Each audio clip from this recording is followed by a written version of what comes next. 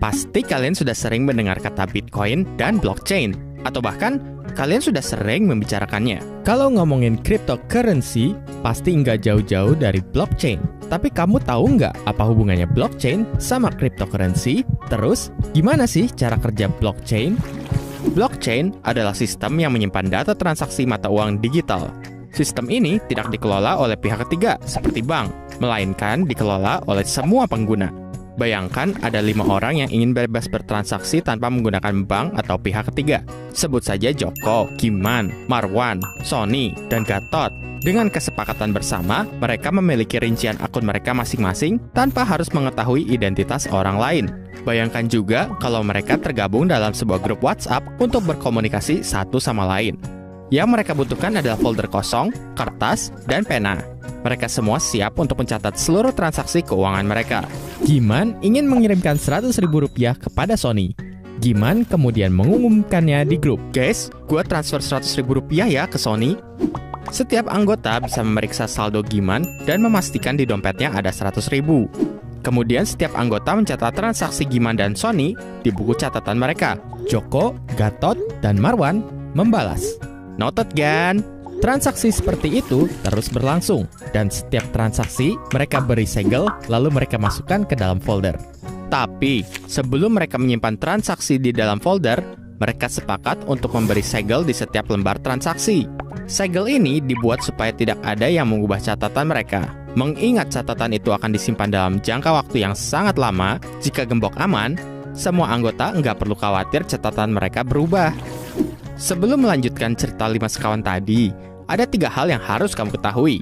Blok terdiri dari 3 unsur, yaitu data, segel baru, dan segel lama sebagai referensi dari transaksi sebelumnya.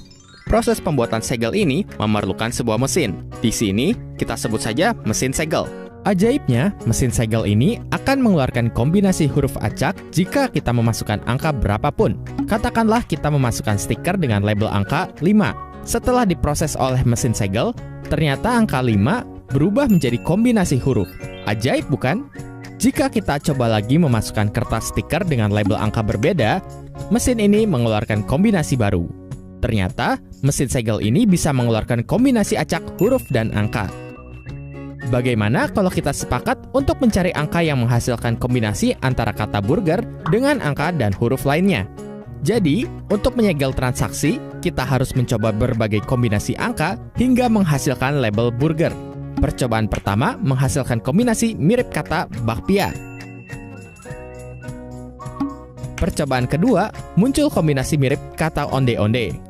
Belum muncul kombinasi dengan kata burger. Setelah melakukan ribuan kali percobaan, ternyata angka 14045 menghasilkan kombinasi kata burger 00. Dan bingo! Kita menemukan segelnya. Akhirnya, satu kertas transaksi bisa kita lipat, lalu disegel dengan stiker berlabel 14045. Sekarang, kita bisa memasukkannya ke dalam folder. Label 14045 ini juga disebut sebagai proof of work, yang artinya ada sebuah upaya untuk melakukan percobaan memasukkan stiker dengan label angka ke mesin hingga menemukan kombinasi burger 00. Angka 14045 atau disebut juga sebagai segel lama akan menjadi acuan perhitungan segel baru untuk transaksi selanjutnya. Misalnya, transaksi kedua. Kalau angka tebakanmu ditambah dengan angka di segel lama menghasilkan kata burger, maka tebakanmu benar. Mari kita coba lagi. Kita jumlahkan angka segel lama dengan angka tebakan pertama. Hasil penjumlahannya kita masukkan ke mesin. Ternyata yang muncul bukan burger, tapi ayam. Percobaan kedua. Angka segel lama kita jumlahkan dengan angka tebakan kedua. Setelah hasilnya kita masukkan ke mesin, yang muncul mecin, bukan burger. Setelah melakukan ribuan kali percobaan, akhirnya kita menemukan angka 14022. Segel lama 14045 ditambah calon segel baru 14022, hasilnya 28067. Saat hasil penjumlahannya kita masukkan ke mesin, muncul burger 01. Bingo! Stiker berlabel angka 14022 adalah segel transaksi kedua. Jadi, transaksi kedua bisa kita sebut dengan data. Angka 14022 bisa kita sebut dengan segel baru. Angka 14045 bisa kita sebut dengan segel lama, referensi dari transaksi sebelumnya. Bagaimana cara validasi pada setiap transaksi? Cukup menambahkan angka segel baru dan segel lama, kemudian jumlahnya dimasukkan ke dalam mesin segel. Jika yang muncul adalah burger 01, maka transaksi dinyatakan valid. Kata burger ini hanyalah ilustrasi, karena proses enkripsi yang sebenarnya sangat rumit. Kembali ke cerita Giman. Pada transaksi pertama, mereka memberi segel referensi transaksi dengan 5 digit angka 0, karena tidak ada transaksi sebelumnya. Mereka menemukan segel pertama yang menghasilkan kombinasi burger 00 dari mesin segel. Transaksi pertama inilah yang menjadi cikal bakal blockchain atau Genesis block. Pada proses penyegelan transaksi berikutnya, Joko, Giman, Marwan, Sony, dan Gatot mencoba menghitung dan memasukkan angka ke mesin segel. Ketika Marwan menemukan hitungan yang tepat, Marwan mengumumkannya lewat grup WhatsApp. Semua anggota langsung melakukan verifikasi dengan cara menambahkan angka di segel lama dengan angka yang baru Marwan temukan.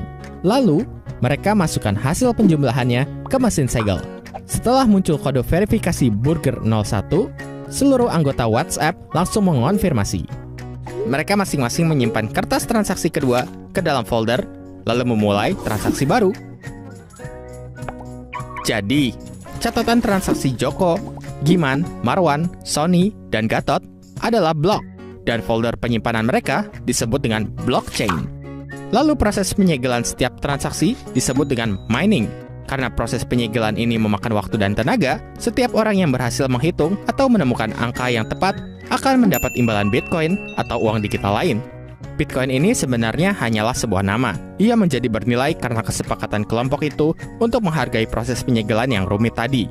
Makin banyak orang percaya dengan konsep dan sistem Bitcoin, maka nilainya akan semakin tinggi. Bagaimana jika ada orang yang ingin bergabung dengan mereka? Satu orang ini secara otomatis mendapatkan salinan seluruh transaksi sebelumnya. Dan jika ada transaksi baru, sebuah blok akan terbentuk dan langsung didistribusikan ke dalam network. Nah, apakah kamu sudah mengerti cara kerja blockchain? Atau jangan-jangan malah makin pusing?